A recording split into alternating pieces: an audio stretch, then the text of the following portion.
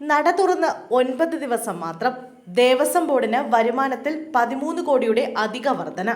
Spot booking വഴി ശബരിമലയിലേക്ക് എത്ര പേർക്ക് വേണമെങ്കിലും വരാമെന്ന് Devaswom board president PS Prashant.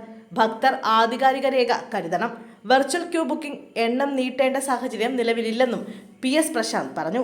നട തുറന്ന ശേഷം ദേവസ്വം ബോർഡിന് വരുമാനത്തിൽ 13 കോടിയുടെ അധിക വർധനമെന്നും അദ്ദേഹം പറഞ്ഞു. നട തുറന്ന് 9 ദിവസം പൂർത്തിയാകുമ്പോൾ കഴിഞ്ഞ വർഷത്തേക്കാൾ 3,03,501 തീർത്ഥാടകരാണ് അധികമായി എത്തിയത്.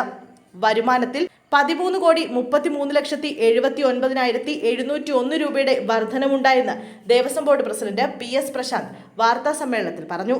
എത്രത്തോളം തീർത്ഥാടകർ എത്തിയാലും സ്പോട്ട് ബുക്കിംഗ് വഴി ദർശനം നടത്താനുള്ള സൗകര്യം ഒരുക്കിയിട്ടുണ്ട്. ദേവസ്വം ബോർഡിന്റെ കാലദൈർഘ്യം കുറവായതിനാൽ പല വികസന പ്രവർത്തനങ്ങളും പൂർത്തിയാക്കുന്നതിൽ തടസ്സമുണ്ടെന്നും PS പ്രശാന്ത് പറഞ്ഞു. നേരത്തെ ശബരിമലയിൽ ദർശനത്തിനായി വെർച്വൽ ക്യൂ വഴി ബുക്ക് ചെയ്യുന്ന ഭക്തരിൽ 20 മുതൽ 25% വരെ എത്താറില്ലെന്ന് തിരുവിതാംകൂർ ദേവസ്വം ബോർഡ് ഹൈക്കോടതി അറിയിച്ചിരുന്നു.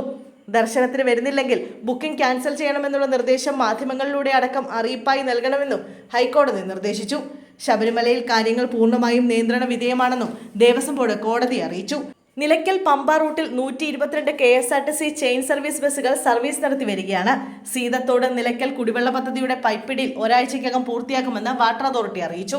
പ്രായമായവർ, കുട്ടികൾ, ശാരീരിക ബുദ്ധിമുട്ടുള്ളവർ എന്നിവരെ ദർശനം നടത്തുന്നതിന് സഹായിക്കാൻ സന്നിധാനത്ത് അനുഭവ സമ്പത്തുള്ള പോലീസ് ഉദ്യോഗസ്ഥർ വേണമെന്ന് ഹൈക്കോടതി നിർദ്ദേശിച്ചു. ഈ മാസം 30-ന് പുതിയ ബാച്ച് പോലീസ് ഉദ്യോഗസ്ഥർ ചുമതല ഏൽക്കുമ്പോഴും ഇക്കാര്യം ശ്രദ്ധിക്കണമെന്നും ഹൈക്കോടതി അറിയിച്ചു.